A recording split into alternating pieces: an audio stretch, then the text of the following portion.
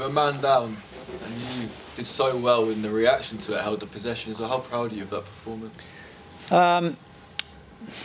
We're satisfied that we defended well throughout the game. We lacked discipline with the ball. We could have put ourselves in a more comfortable position going out for the second half if we'd have completed and had more discipline with the ball. I think we're in and around 50%. Our average is 83, so we're extremely good normally in that area. And I thought if we'd have done that in the first half, we could have been, several more tries on the board. However, London under Mike Eccles have been resilient, from Championship into this, and they never lack spirit and determination, and obviously they had a big part to play in that, in that as well. What do you think about the sending off? It was a bit of a harsh one. Do you think it was a harsh one? Yeah. Yeah. Well, I'm not going to disagree with you, but you can reference probably. I think the best one to reference, I think, is in the first game when Harry Smith got his. I think he got no ban, did he? He got totally off with it, and on first reflection, it looked less than that. So I would have been shocked with the yellow, and so I was definitely shocked with the red. But yeah, it is what it is. Thank you.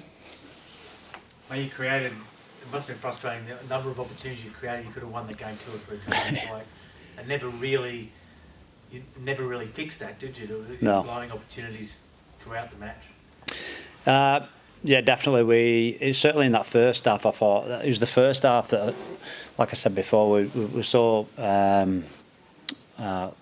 lacking. Just wasn't finishing the opportunities we had. That sometimes in games like them, they can come back and they'll score a scrappy try, and then you get beat, on the frustrating afternoons, and you walk away having dominated the game, which I thought we did. Dominated field position, territory, and probably didn't have a scoreline to reflect that efforts. But we weren't clinical enough when it mattered with the ball, and that's disappointing. But the positives were we've come here. And we've defended very well. I thought our attitude to defence, which is what we was going to build any sort of victory on, and certainly from our previous game, we needed a better attitude and appetite to defend, and we had that. So there were some positives, but like I said before, once we've done review, it's definitely not one that I'll be putting on every week and rewatching it. It wasn't a classic. Did the Cass game maybe damage confidence a little bit, or?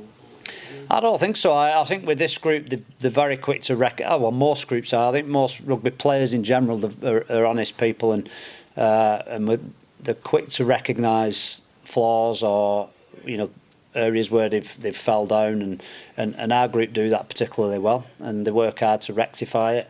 I think probably the Castleford game. Yeah, he's certainly. You can put a little bit to attitude. You can put a little bit to. Sometimes we've got a car that we're revving at full blast. At some points, it just has a little bit of an explosion, and that was that. And whilst we're not as sharp as we'd like at this present time, we're working extremely hard, and we're still in fighting in the right end of the table. So there's a lot of positives in the group, and.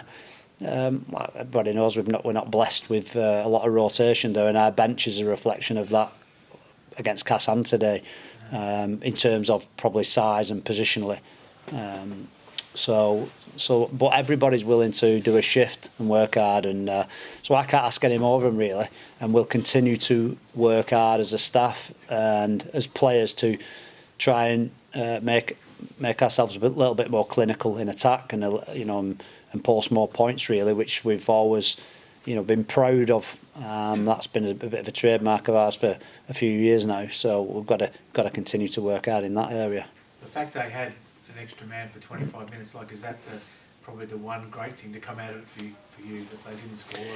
Yeah, a little bit, and we had so much territory in that second half, so I felt we were never threatened other than scraps if they were going to go the length off a knockdown or a knock on. We got over the try line at the end. I thought that was an harsh call. To be fair, I thought it was a try. He said Deon Cross has knocked it forward. I'd have to watch it again. Our replays weren't clear, so yeah, it's there's, like I said, there's a lot of positives in terms of what we did defensively. And you mentioned how skinny your squad is and injuries and all that sort of stuff. So how are you placed after that match? Yeah, I mean, there was a few near misses there. I think Tim Laffey got bent in half, didn't he? So he continued. Ethan Ryan took what we looked bad initially. So I guess it's how them two in particular come through when you've had 24 hours and a bus journey back home. How that responds, after that. So hopefully they'll both bounce back okay. And we can feel the 17 again and go again and again, and that's kind of how it works. Mate, your position on the send-off was that if Harry Smith didn't get any suspension, then he shouldn't either. Is that what you were saying? Or? Well, you can only use comparisons, and and so I would highlight that as that was what initially came in my head.